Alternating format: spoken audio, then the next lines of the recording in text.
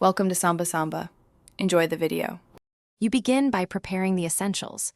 Make sure your primary Nest or Google router is online and the Google Home app is updated on your phone. Once done, plug the Nest Wi-Fi point into power and keep it within a few feet of the router for pairing.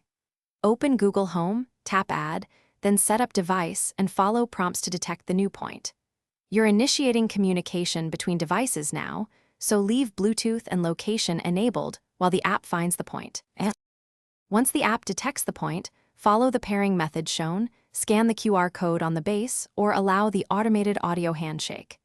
Make sure the point's LED turns a steady color indicating connection. If it blinks, wait through the retry prompts.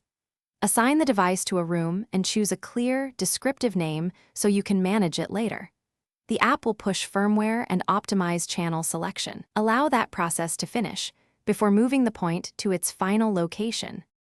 After setup, move the point to its intended spot, roughly halfway to problem areas and away from dense obstructions.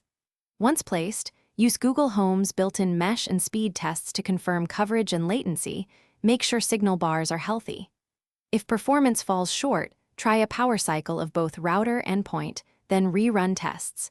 If problems persist, factory reset the point and set it up again or try a different room. That reset often clears persistent pairing or firmware glitches. Thanks for watching.